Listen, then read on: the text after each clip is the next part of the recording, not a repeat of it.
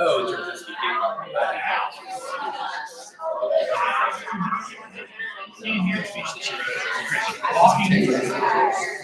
No, I get it. I just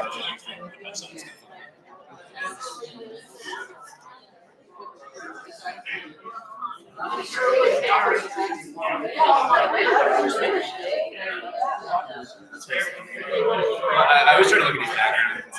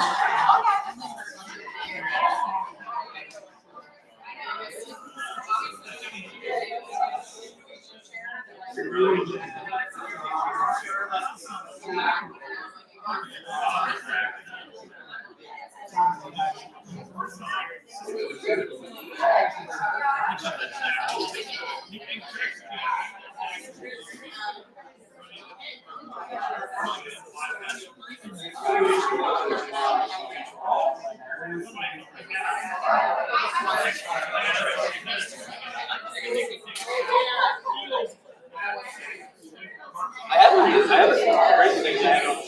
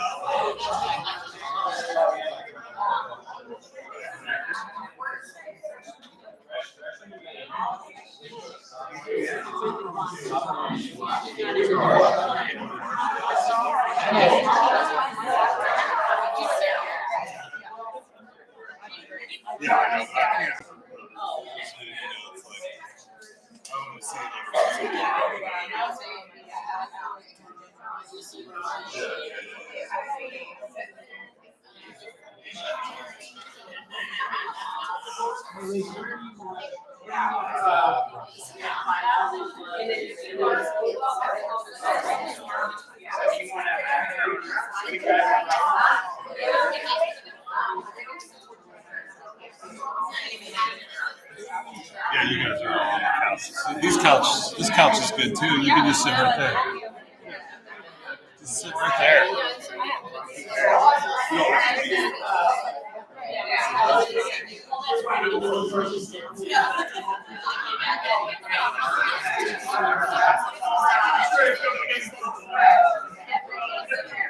So what Mom said is she's going to do Allison Stewart and Henry Ray.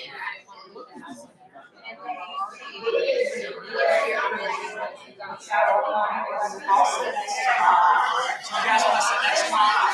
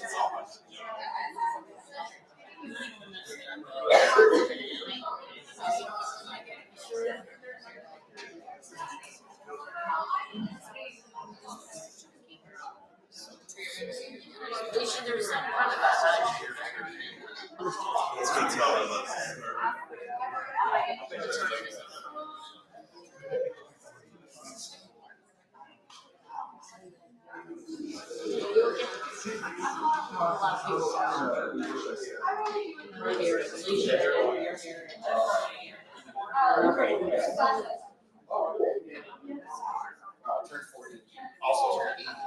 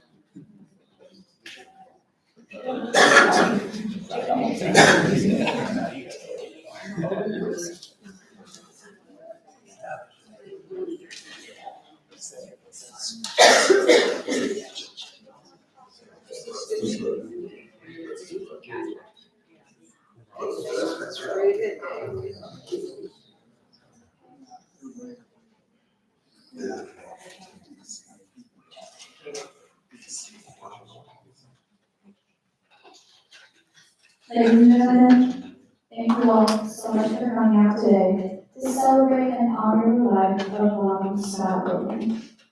Before we get started, if you could please blow out your cell phones and ensure they are silenced for the sake of the service, we would appreciate that.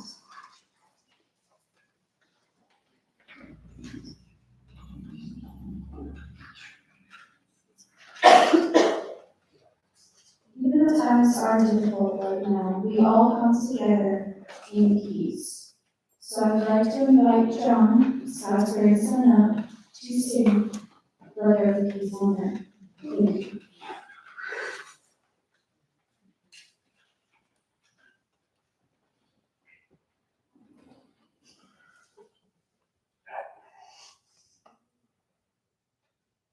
Let there be peace on earth, and let it begin with me. Let there be peace on earth, the peace that was meant to be. With God as our Father, brothers are we. Let there be peace on earth, and let it begin with me.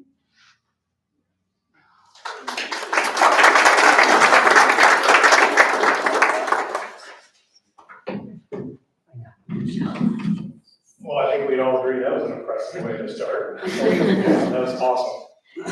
My name is Brian. I'm what they call a funeral celebrant. I have a normal day job, probably like most of you. I'm a leadership consultant by day, but I do this with the Route Song team because several years ago I lost my mom to cancer. And what you're doing today by coming together in such a strong number and sharing stories and sharing hugs and it's just such a powerful thing. On behalf of the family, I want to thank all of you for taking the time to be here today. I always love to come early so I can meet people and look at all the pictures that have been put together and kind of catch the energy of the room. And I'll be honest, you guys are a little rowdy for a day like this. But from the story that I got to hear about Scott, he would be thrilled with the energy that is in this room today. I had the privilege of talking a couple different times to Bobby and Alicia, and they did a phenomenal job. My privilege is I get to sit back and I get to hear the story of someone that I never got to meet. And they did a beautiful job of being able to tell me Scott's story. I'm a big believer that every life is a story that deserves to be told. Because we can learn from other people's stories. We can be inspired by them, we can learn from them. Hearing Scott's story today might change the perspective on something we have going on in our own story today. And that's why we're here today. As hard as today is, and I know that this is rough, I got to hear about his fighting spirit to go through these last many months. He wants to still be here. And let's be honest, 72 is just not old. But at the same time, the family wanted to make sure that we struck that balance of mourning a hard loss, but also celebrating what sounds to me like a life that is very, very well lived. You know, a wise person once said, it's okay to miss him. It's okay to continue to talk to him every day. It's okay to cry, it's okay to laugh, it's okay to breathe deeply. It's okay to smile when you think about him. It's going to be okay to have days when you can function, and it's going to be okay to have days when you just can't. It's okay to be angry. It's okay to be thankful. It's okay to remember. It's okay to hope. And the biggest thing is, it's okay to be honest about exactly however it is you're feeling. Probably the biggest thing that I've learned about grief over the last 10 years or so is it's messy. No two people in this room right now probably feel the same way because everybody has different relationships and different perspectives if you're going through different things. And the best thing that family and friends can do after a loss like this is just give each other the space to feel however it is you're feeling. Because the only right way to feel today is exactly the way that you're feeling right now. Yeah, I'm a big reader. And one of my favorite authors is a guy named Frederick Bachman. I was reading one of his books the other night, and this paragraph popped off the page, so I got up and I typed it out because I thought it was so powerful. He said, over time I've realized that deep down, almost everyone asks themselves the same sort of questions about life, especially as we get a little older. We start to ask ourselves the questions, am I a good person? Have I made anyone proud? Am I useful to society? Was I good at my job? Am I considered generous and considerate? Does anyone want me to be their friend? Have I been a good parent? Am I a good person? And ultimately, we ask ourselves the question, you know what, does my life even matter? And you guys are shown today by showing up in such a large number with such great energy, Scott's life mattered, didn't it? And it sounds to me like he could go down that list and check yes, yes, yes, yes, and yes to every single one of those questions. And I'm a big believer in something that I call holy collisions. And what I mean by that is if you think over the course of our lives, there are times that we are lucky enough to run into the exact right person at the exact right time of our lives for the exact right reason that we were supposed to run into that person. You might be sitting next to one of your holy collisions right now. And you think back to that first moment. Where were you when you met? And who said hello first? And what was it you saw in each other that has led to the significant relationship that it is today? Because if you think about it, we can set aside all of our accomplishments, everything we've ever owned, and what life really boils down to, especially on a day like today, is relationships. It would be fascinating to be able to look down on this room right now and see all the different connections that are in this room, all the different conversations and all the different memories and all the different moments. Well, whenever I have the privilege to do a service like this, I consider this group sitting in this chapel on this Saturday, we're our own version of a holy collision.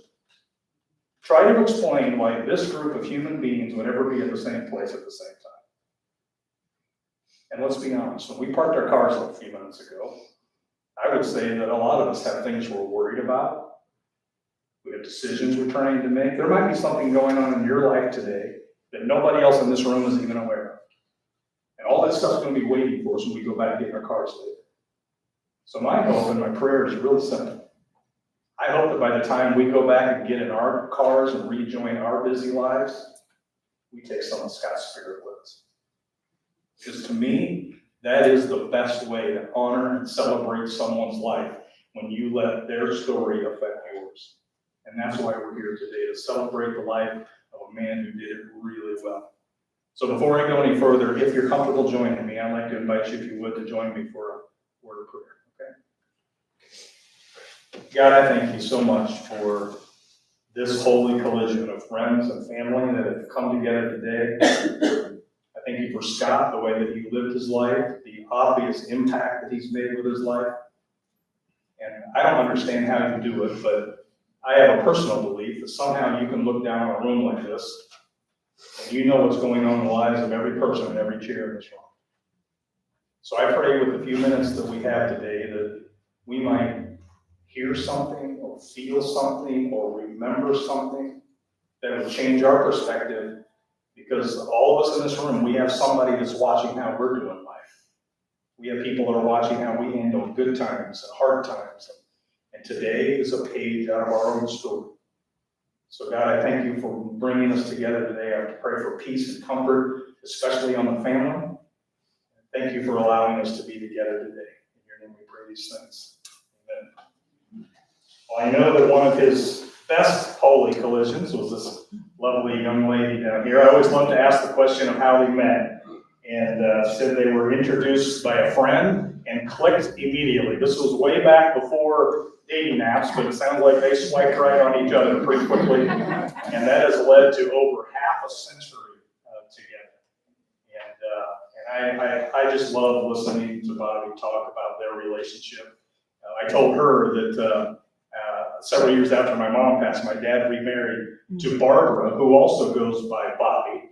And so it's not very scientific, but I'm convinced that any woman who goes by Bobby is an absolute sweetheart. So, but I love hearing her talk. And for the next couple of minutes, I'm going to get out of the way, because the people that knew Scott the best are going to come up and share their relationship, their holy collision with Scott. So first of all, Alex is going to come up, and then Maren and Jenna and John are going to come up together, and then to close that time, Alicia's going to come and close us out. So Alex, start us off.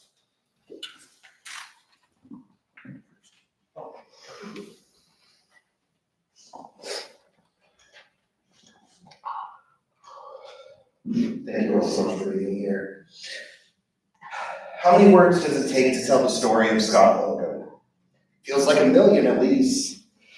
But can I summarize it in just a few hundred, 1,000, or maybe just 3 words? Search long and hard for the words to express how it feels to lose your dad. I considered famous quotes from philosophers. He was a philosophy major after all. Socrates, Kierkegaard. Lyrics from our favorite singers, Bob Dylan, Bruce Springsteen. Dialogue from our favorite movies like Monty Python or The Jerk. But to have faith is precisely to lose one's mind so as to win God. It's not quite. Or we are the knights who say me. Well, those don't really summarize everything that I wanted to say about my dad. Baby, we were born to run. It's not it either. Then it hit me. Just 3 words. I've been saying them in my head repeatedly since we heard the diagnosis 20 months ago. Just 3 words. And for the 6 months when I was back home, thinking I could do something to stop this. Just 3 words. Maybe coarse, but they hit the nail on the head and say everything I feel. This fucking sucks. No, I won't apologize for the profanity because it's necessary. Life is hard, and sugarcoating it won't make it any easier. My dad taught me a lot about that. When and when not to cuss. Sometimes by wisdom, sometimes by bad example. My mom, who I'm sure is mortified by my language, knows that a 4-letter word was one of the first that I picked up from Dad. He was just telling me the story when I was last home, right after he assured you that I was much too young to be listening from the backseat. We can all agree that the man's wit was as quick as it was sharp, right? He knew the power of words, how to tell a joke, usually under his breath, but if you were close by, you'd hear his mumbled remark, and then you'd have to stifle your laughter so no one would hear. Dodgy scientific studies will confirm your biases that smart people cuss more, but Dad would tell you in that hushed, conspiratorial tone, don't believe everything you read. He was smarter than the scientists.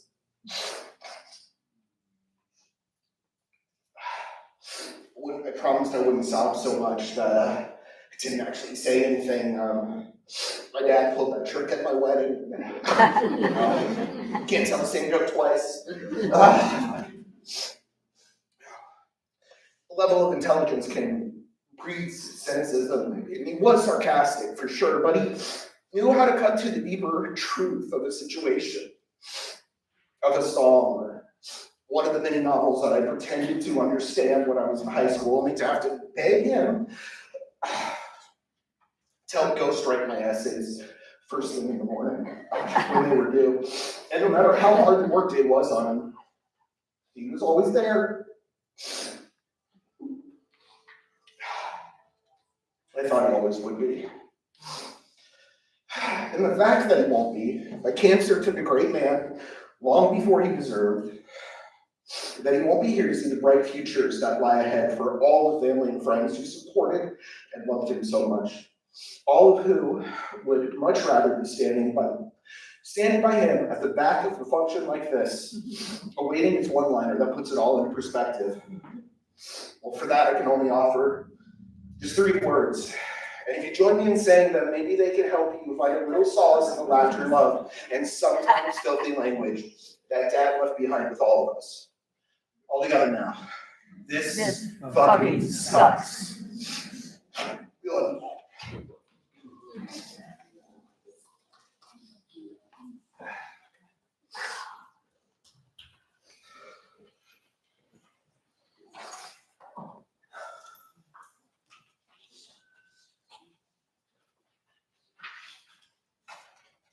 Hello, everyone. We're the grandchildren. I'm Jenna. This is Mary and John, and thanks everyone for being here. For those of you who were lucky enough to know my grandpa, I hope that he was a constant in your life. Whether he was a friend, a lifelong companion, a community member, or a family member, Grandpa Scott truly showed up in the best ways. That's why his loss leaves such a hole in all of our lives. My grandpa taught me what it meant to truly care for others when things get hard, and he had this sort of quiet strength that I'll always admire. Some of my fondest memories of him will always involve food. I can't remember a time where he didn't tell the waiter to come to him last because he was mulling over the menu. Cooking was always one of the ways that Grandpa Scott showed that he loved us. I'll miss his roasts, his chicken and noodles, his vegetable soup, the way he meticulously prepared nachos in the little Tostitos scoops, so we had everything in each bite. He had such an elevated sense of flavor, and he was always excited to show me something new and dainty when I came up, especially dessert. I feel so lucky that I was able to spend so much time with my grandparents in Innisbrook, Florida. My grandpa was responsible for some pretty legendary entries into the pool, including some cannonballs. From swimming in the pool to going to the beach to grabbing food from an amazing street of Greek restaurants and going to the movies, my grandpa was such a huge part of it all. All I wish is that we could spend one more week in a happy place for our family.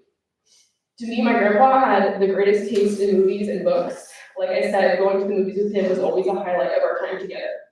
And despite his usually easygoing nature, he always exited the theater with a pretty strong opinion of what we had just watched. Like Alex said, he was truly an intellectual.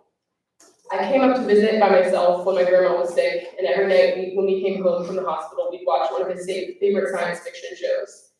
And then I knew things were hard for him, but he really never let it show. My grandpa was such an amazing part of my life and taught me so much about the way that I want to be. I'm so thankful that I was able to have him for 24 years of my life, and I'll be able to remember him from so many more. I'll miss his dry humor and his caring spirit the most, but I'm so thankful that I was able to have a grandpa like him and see the impact that he had on all of us.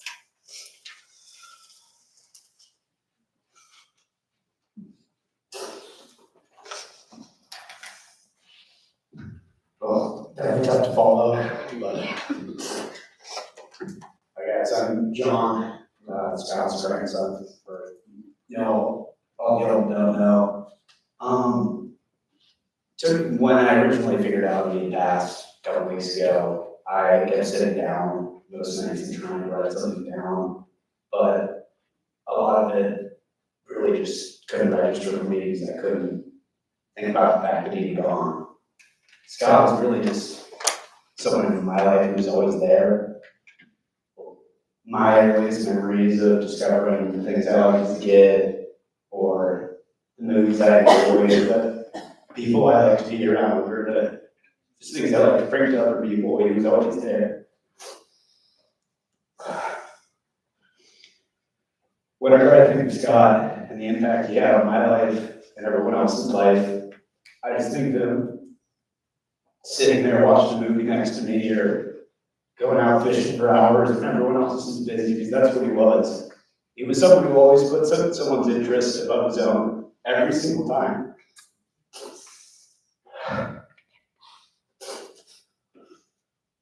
And when Bobby first got sick and was in the hospital for months and in and out for years, I really just got wondering what that emotional toll of feeling alone in the hospital felt like for everyone.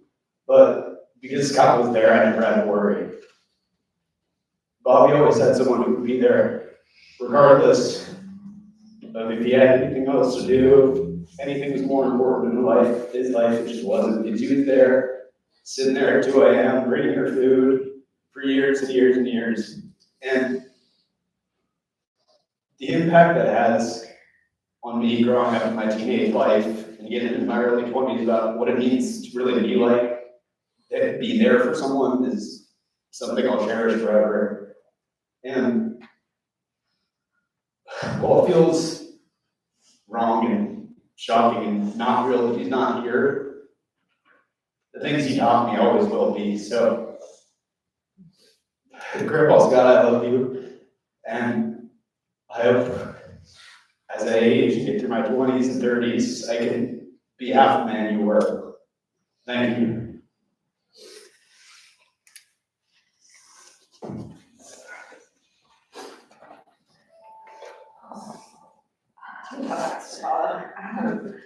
I can agree and try to put together, but my grandpa was one of the most wonderful people I've ever known, and he gets up there for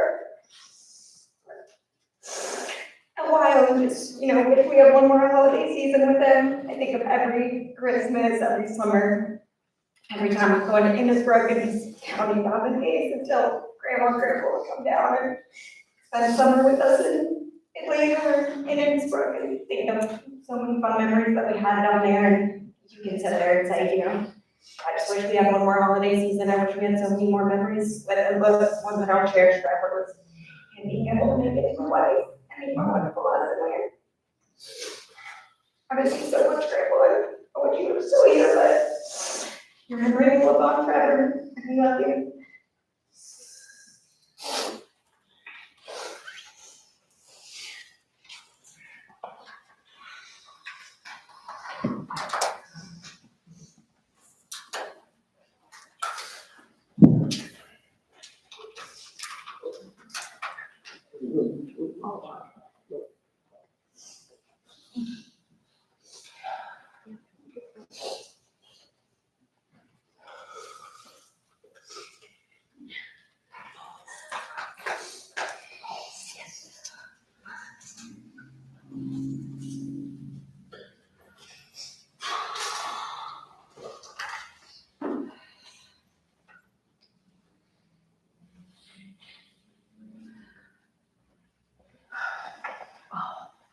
Goodness, I'm sorry, I'm so busy listening, but I'm a little bit,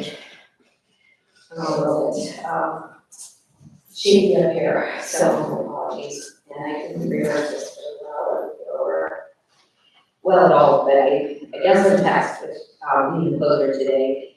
And I think if my dad had not been such an amazing person, then of course I wouldn't really feel as much pressure as I do. And those were, as Jack all said, hard acts to follow. But you're speaking about him and all the different nicknames that we have for him. Like Kevin kind of called him Uncle Grandpa. And a good friend of Alex's, old friend, called him the Kitchen Man.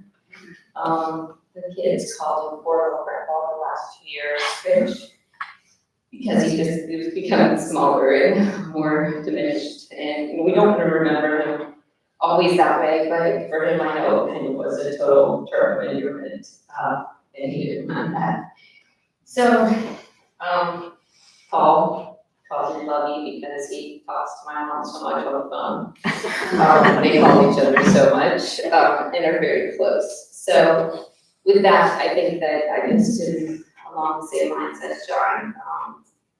He was Lovey. He was just steadfast and quiet devotion. Just described him to me so well.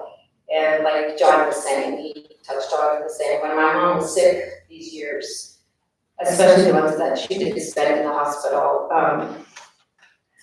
he never one time called Alex or I and said, I can't do this, or this is rough, ever.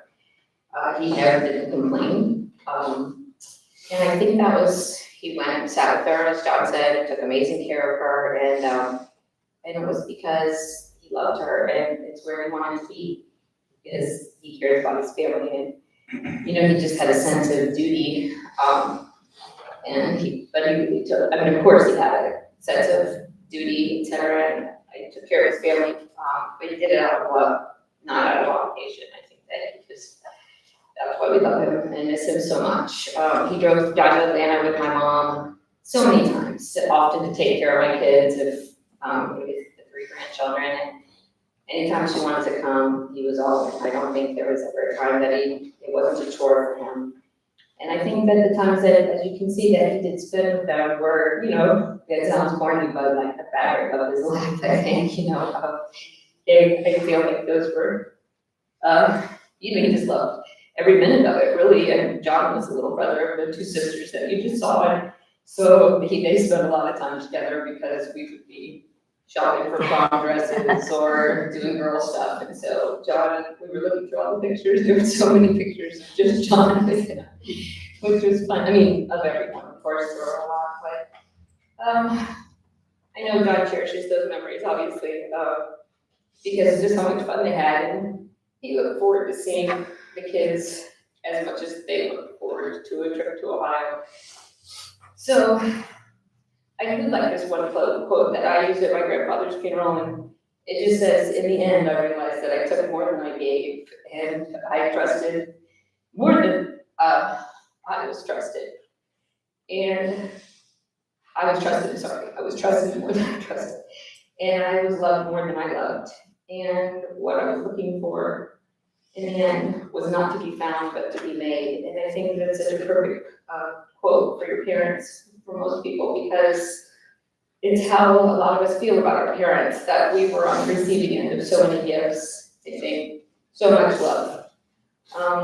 Though we would all like to be like Aunt Dottie and live until 99, surrounded by a wonderful family, I want him to know that, you know, he did it, mission accomplished. He can rest in peace now, knowing that we're all good because of him, and he made us good, I think. So I'll end with a different favorite line of mine that I probably have overused, of my American Lynn's wedding, I think. But it says, because it's the chances that you take, and the people that you meet, and it's the people you choose to love, that's going to define your life, as will define your life. So all of you, I know, miss him as much as we do. And thank you so much. I know Brian was gonna open the floor. If anybody has a short little memory that they have of him, any kind of, or you want me to say that, or you, yeah, just if anybody has any, long or short, or just any little funny thing that, you know, any little memory.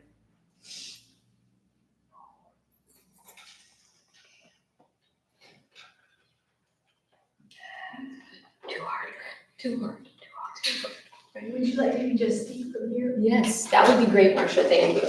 I thought it was gonna be Linda because she, but it's Marcia today. I am a complainer. And years ago, when I was in my 20s, I heard a story, a Native American teaching story, in which a young girl, in order to save herself and save her people, has to take a pledge that she will not complain for 7 years. I couldn't even wrap my head around that. I couldn't go 7 minutes without having some sort of complaint about what was going on in my life. And then when I got the pleasure of getting a family member, extended family member for Logan, and be close by, watching while Scott went through what you all talked about, Bobby's illness, I came to Scott Peabody. And over these years and all the difficulties, never once in more than 7 years did I ever see Scott Logan complain. He was the most accepting, allowing, giving, generous, loving man I have ever met. And I got a good one. But occasionally, this was complaints. I never saw Ronald Scott Logan. I think he was wonderful. And I really am honored to know him and the family that he has so lovingly raised. Thank you. Thank you, Marcia. And Now Linda has to. Well, Alex is one of my children. I taught Alex in first grade, and that's how long I became really close friends with the family. I love them all. And what I loved most about Scott was his wit and wisdom. He was so smart. Thank you. thank you. Linda. Scott was a ring bearer at our wedding 65 years ago. And all of our wedding pictures that we have, I don't think there's one smile on his face. And that child was miserable that night. And I look at him and I think, one of these days I'm gonna see him smiling, but he never did. He never did smile at our wedding, so I don't think it's very comfortable wearing a tuxedo. But we loved him anyway. Oh, try. Allison. Sorry, anybody that knows me knows that I hit the brother jackpot when I was born. And the one that's gone, I hope he knows how much I loved him and admired him. And thank him for bringing Bobby and Felicia into our family and getting to enjoy her family. Just loved him. And he was, and you came later, I'm not leaving you out. He was so cool. That's the one thing I can say. He was a Renaissance man. And I just loved him and admired him since I was born, practically. And I'm gonna miss him a lot.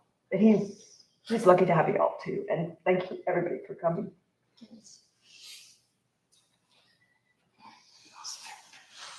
So, he was lovey to me. I'm not sure that he always enjoyed being known as lovey, but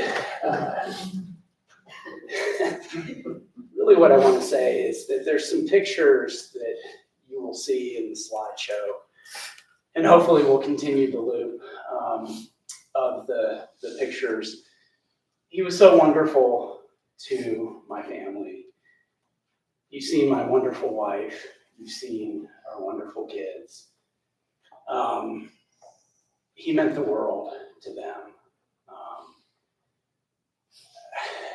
Through my life, I haven't had closer relationships with my own family. And it's been hard on me.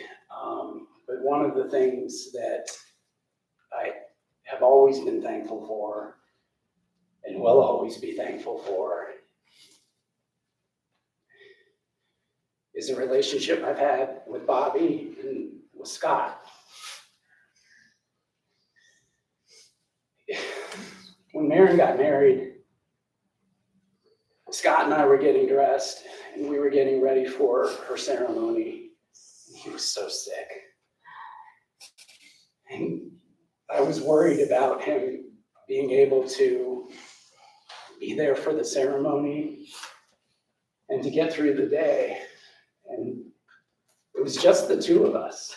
And I couldn't put his tie on. You remember, I couldn't put his tie on. We showed up without it being on. But he was just wanting to be there for you, Maren.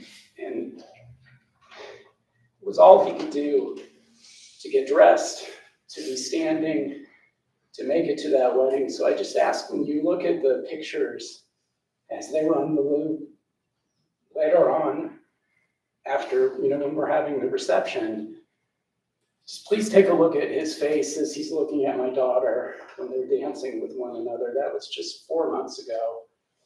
And think of him that way when you think about my father-in-law. Everything that's been said by my kids and by my wife is absolutely true. I never saw him say a negative thing about anyone. I only saw him be positive. I only saw him want to put himself behind everyone else. He was just a wonderful person. Alicia and I have been together since 1989. I've never really had anyone else serious in my life other than my wife. And he's always been a constant presence. I will miss him every day. And I just cherish the fact that we were able to spend some time a few months ago and then see him be able to share time with so many of his family and so many of you with my daughter as they were dancing the night away. So he's a wonderful person. Alex put it best. I mean, the way that he lived his life is, he went too soon, but the way that he lived his life was such a blessing to all of us. And I really loved him and will miss him. Well, when Alex got up here, I don't know why, but I thought that the words he was going to say were, please don't die. Because that's just what, I think last year, this time, we were at MD Anderson with hope still. And it makes me so sad, but I think today, just exactly 1 year later, at least we're all thinking there's a silver lining in it. So it just made me so sad thinking of that, but being with everybody today, I think, a tribute to him. Does anybody else have anything?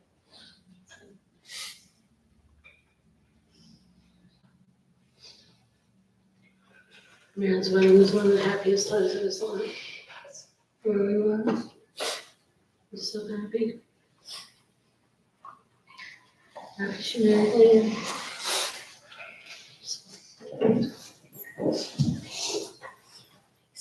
I think you'd all agree, just what an incredible collection of truth.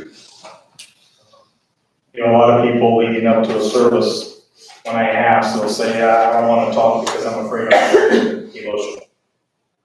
And my response to that is, good. Because this is hard. It's just hard. And so every person that spoke, just from your own perspective and your own relationship, what a powerful tribute. And this is the story that I got to hear from Bobby and Alicia was, because I don't know them. I was trying to piece together the one thing they kept saying over and over, and I just heard it, was what a genuine caregiver this time was. I got to hear about him walking you through your illness, and then you walking. These guys not only loved each other, they actually liked each other.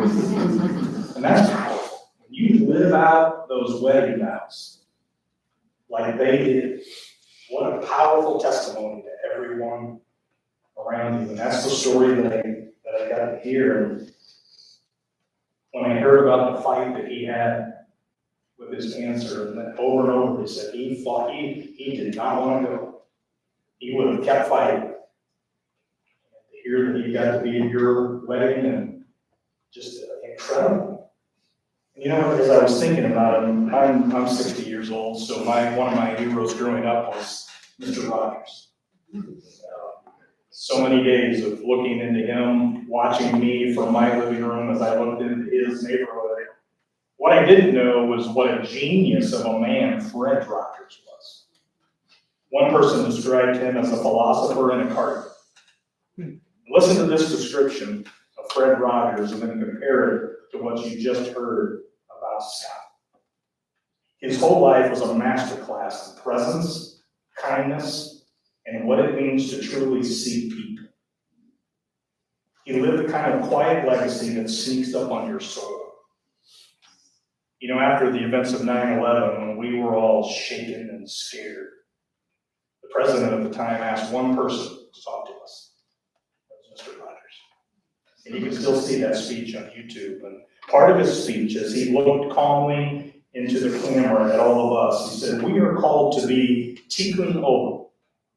And that's a phrase from ancient Judaism that means repairers. Repairers of people and repairers of creation.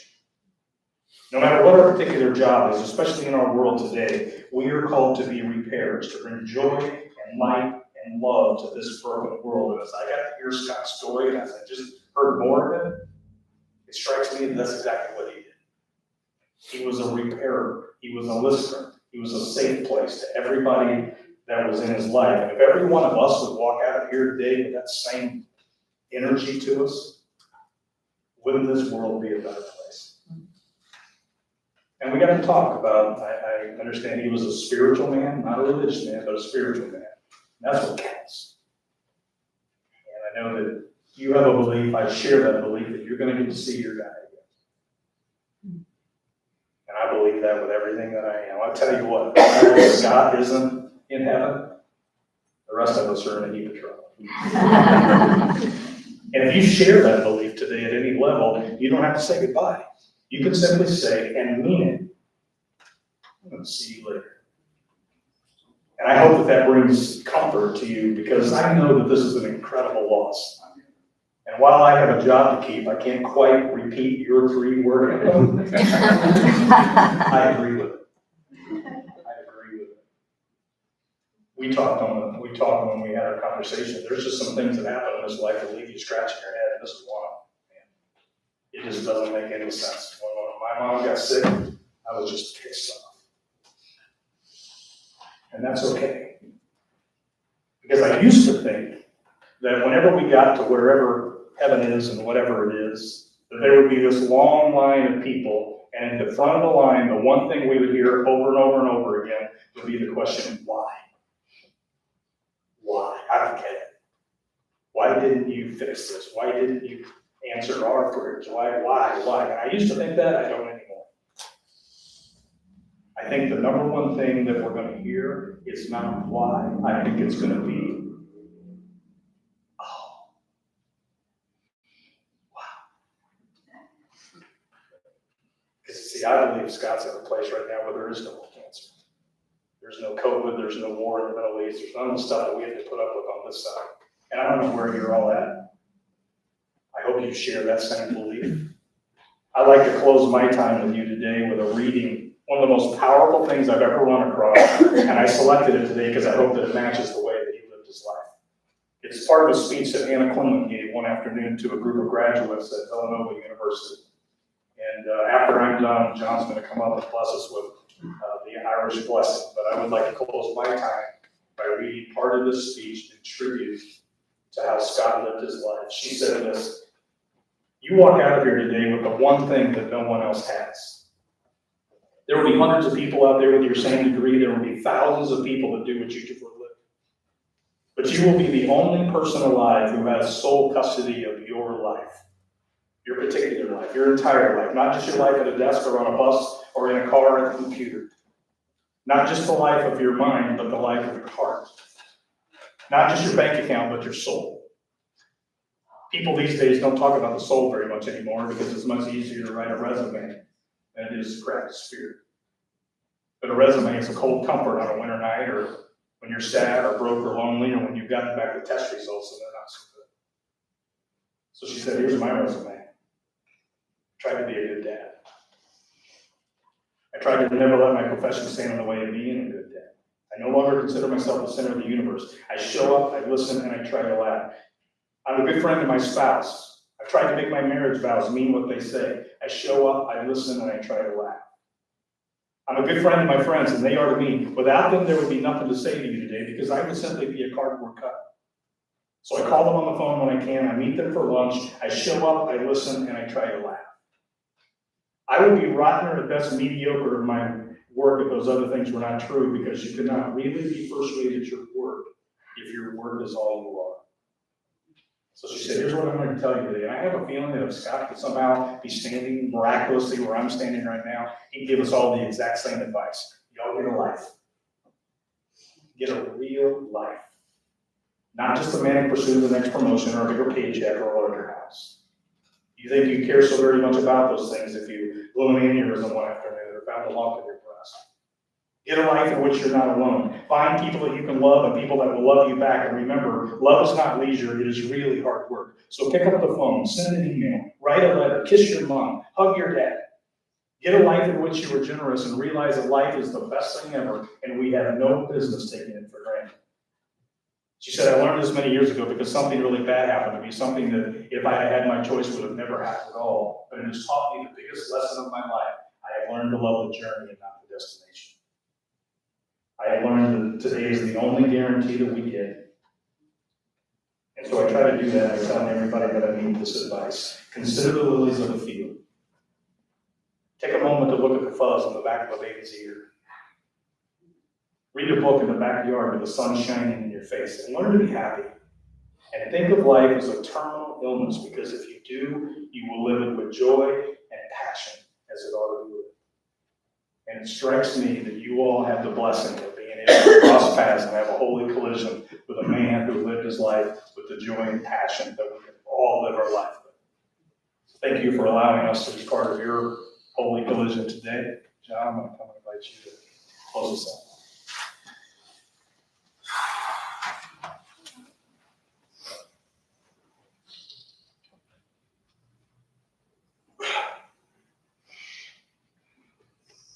May the road rise up to meet you. May the wind be always at your back. May the sun shine warm upon your face. The rains fall softer on your face. And until we meet again, and until we meet again,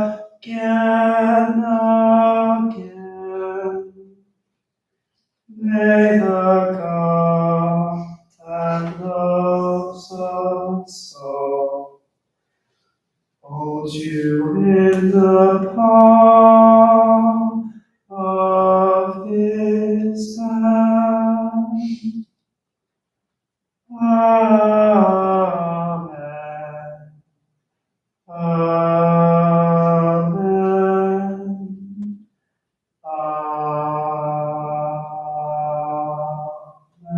Amen.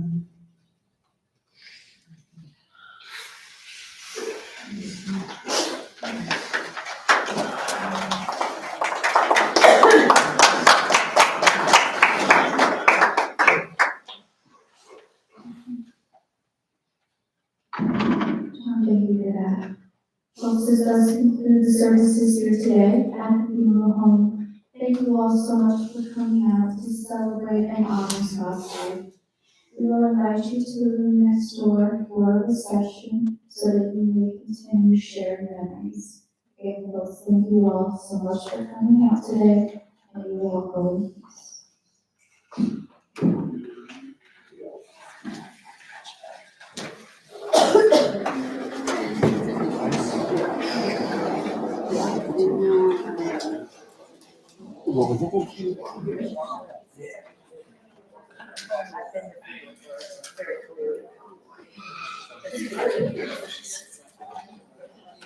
You really listen.